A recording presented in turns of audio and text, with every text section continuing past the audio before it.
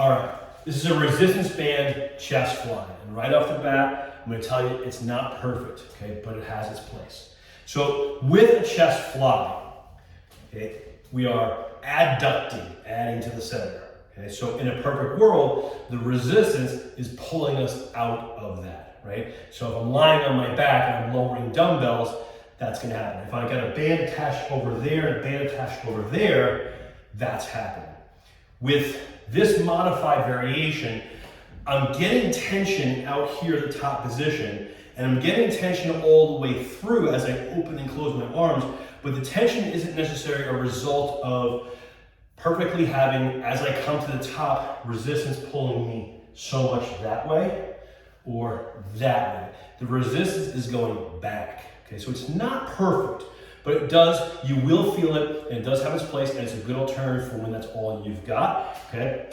And it's a really great way to just keep the isometric contraction on the chest, and you will feel that, and then taking it through a range of motion. There'll be a little bit of that outward pull because it's coming around the back, so there's a little bit of width there that you have, and the wider you are, the more you're gonna feel that. But the more that will actually accentuate the rotation of the opening, but it's not perfect. And I just want to point that out for anybody who's watching this video who's like, hey, what's going on there? That's if you're a trainer, right? I don't want you getting any hate or criticism or bad comments. I get it, but it has its place and it's a good substitute when we need it, okay? So what we do to make it a little more effective is we put a knot in the band, because otherwise the band wouldn't give us enough tension, okay? So you'll find that if I don't have a knot in the band, right, the tension, it's very little. From basically starts here, comes out here, so I'm not getting the tension that I quite need. Now it's not as big of a deal because we're doing press. Well then, yes, we need to have tension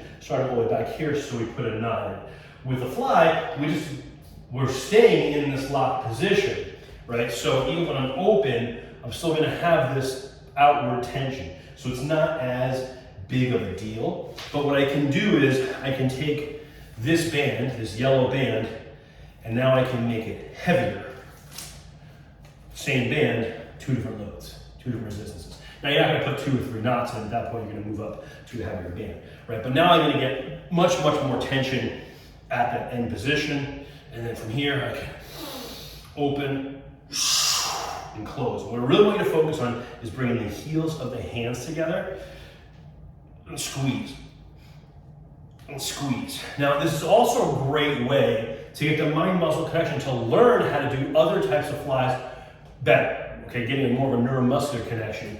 Because what we're trying to focus on is we're gonna have, because we have outward tension on the band everywhere, there's gonna be tension on the chest, right? We're gonna feel that through the whole range. At this top position, I want you to really squeeze the hands together, get an isometric contraction inward. So now we've got an inward contraction from the hands squeezing together, which is that adduction that we want for the chest, and we're getting the pushback on the band, which would be like in a chest press, right? So we're getting both of those resistances, release, squeeze, release. And it'll help you develop a really good mind-muscle connection and help you understand how to flex the chest. And you'll be able to take that flexing component into other exercises, from dumbbell presses to band chest presses to dumbbell flies, all kinds of exercises. This exercise has a place. It's not perfect, but it's a really great way to teach that flexing component, okay? So that's the RBT, band around the back, chest fly.